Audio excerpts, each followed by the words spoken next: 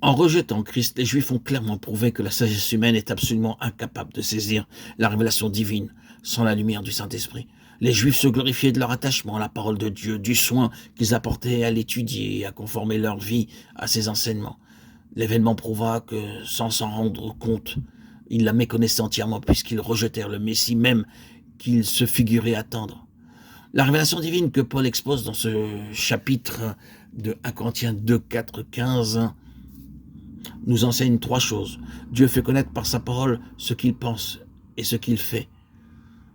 Tout prédicateur chargé d'en transmettre le message ne doit pas se contenter de posséder la vérité, mais doit continuellement recevoir de l'esprit la manière de l'exposer. Et tout auditeur a également besoin d'être éclairé au-dedans de lui pour la recevoir, car ce n'est qu'autant qu'il sera l'homme spirituel vivant de la vie de l'esprit que son intelligence pourra saisir la vérité spirituelle.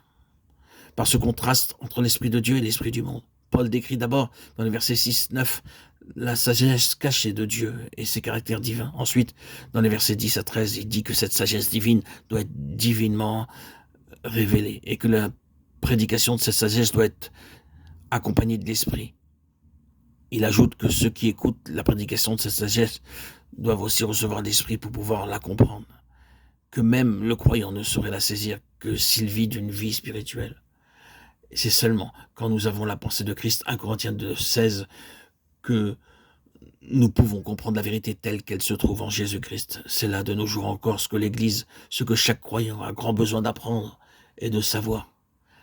À la Réformation, on a reconnu l'insuffisance de la justice de l'homme pour accomplir la loi de Dieu. Dès lors, tous les chrétiens évangéliques ont admis cette vérité, au moins en théorie. Mais l'insuffisance de la sagesse de l'homme est loin d'avoir été si clairement reconnue. Quoiqu'on admette d'une manière générale qu'il est nécessaire d'être éclairé par le Saint-Esprit, on voit, soit parce que l'Église enseigne, soit parce qu'est la vie des chrétiens, que cette vérité n'a pas encore acquis l'autorité nécessaire pour réduire au silence la sagesse et l'esprit de ce monde. Et Paul nous fournit la preuve de ce que nous avançons, là, lorsqu'il nous parle de sa prédication. Ma prédication n'a point consisté en discours de sagesse humaine, mais en démonstration de l'esprit, afin que votre foi fût fondée non sur la sagesse des hommes, mais sur la puissance de Dieu. Il ne leur parle pas ici, comme aux Galates, de deux évangiles, mais de la manière de prêcher le même évangile, la croix de Christ.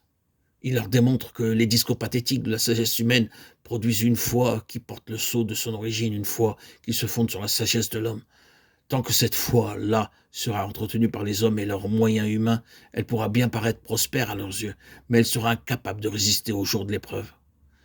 En écoutant prêcher ainsi l'Évangile, on pourra bien devenir croyant, mais on ne sera jamais qu'un faible croyant.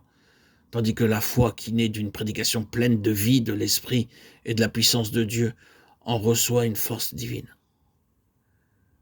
Et le croyant qui écoute cette prédication-là est amené par le Saint-Esprit lui-même à regarder au-delà de l'homme qui parle, à se mettre directement en contact avec le Dieu vivant. Et il en reçoit aussitôt une foi qui lui vient de la vertu même de Dieu.